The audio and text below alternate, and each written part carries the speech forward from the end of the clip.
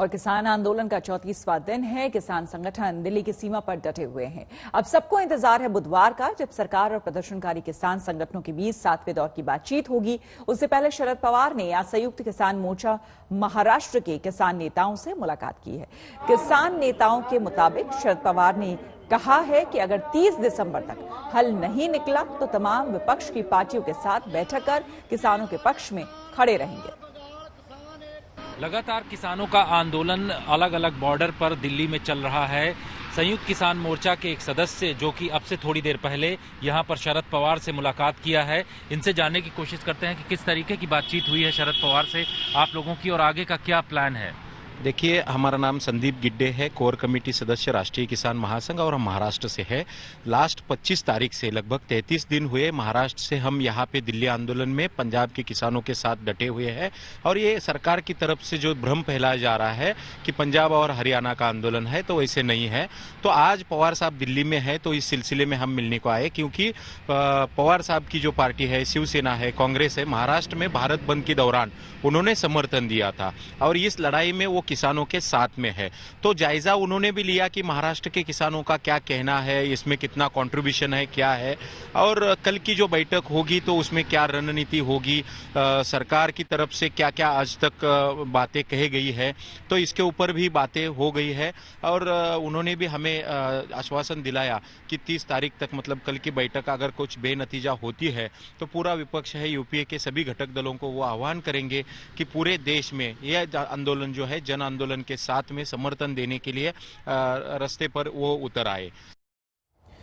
और किसानों के प्रदर्शन को लेकर कांग्रेस ने सरकार पर तीखा हमला बोला है। कांग्रेस नेता राजीव शुक्ला ने प्रेस कॉन्फ्रेंस कर कहा है कि सरकार एमएसपी का मौखिक भरोसा दे रही है, लेकिन लिखकर क्यों नहीं दे रही। केंद्रीय कृषि मंत्री का इंटरव्यू देख रहा था और केंद्रीय कृषि मंत्री ने एक भी जगह ये कमिटमेंट नहीं दिया है कि वो कानून में कोई संशोधन करेंगे या कानून वापस लेंगे या जो किसानों की मांग है उसको उसमें कानून में शामिल करेंगे। इनकी यही एक ट्रिक है सरकार की कि ये आश्वासन देते हैं, बोलते हैं, वर्बली सब कहते हैं और सरकार के स्तर पर लिख के देने को तैयार है, लेकिन सरकार के लिख के देने को कानून का दर्जा हासिल नहीं होता है। इसमें जो टेक्निकल चीज है वो यही है कि ये इस कानून में शामिल करने से बच रहे हैं, क्योंकि कानून में शामिल करने का मतलब कि बिल का हिस्सा उन बातों को बनाना पड़ेगा और पार्लियामेंट से पास कराना पड़ेगा, जिससे ये बच रहे हैं।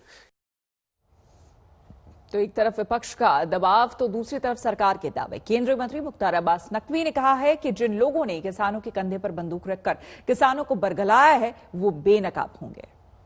मुख्तार अब्बास नकवी सर, एक कल बहुत महत्वपूर्ण बैठक है, 7वें दौर की बातचीत किसानों और सरकार के बीच में होगी। आपको लगता है कि बात बन जाएगी? किसान भाई हमारे बहुत समझदार हैं। जो भी किसान भाई इस संबंध में धरना दे रहे हैं या जो आंदोलन कर रहे हैं, उनको इस बात का एहसास है कि नरेंद्र मोदी जी की सरकार उनके लिए पुख्ता तरीके से मजबूती के साथ उनके काम के प्रति समर्पित है और काम कर रही है।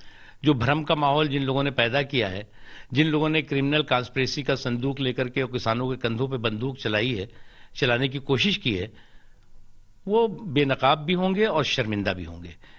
और मुझे पूरा यकीन है, पूरा विश्वास है, हमारे किसान भाई जो भी है इस अभियान में हैं, वो जो है वो समझ चुके हैं और जल्द ही इसका समाधान हो। किसानों ने कहा है कि हम 4 जो मुख्य एजेंडे हैं उस पर ही बातचीत करेंगे, तो उस पर बात होने दीजिए। मुझे लगता है कि सभी चीजें सकारात्मक होंगी। उधर राहुल गांधी ने एक बार टिप्पणी किया है, ट्वीट किया है 17 घंटे पहले, और उन्होंने कहा है कि किसान विरोधी जो बिल हैं इनको वापस सरकार को लेना चाहिए, किसान बचाओ देश बचाओ, इस तरीके की बात। देखो, जो नेता पार्ट टाइम पॉलिटिक्स और फुल टाइम पर्यटन और पाखंड करेगा तो उसको नानी याद आएगी, और उनको भी नानी बार बार ऐसी स्थिति में याद आ जाती है।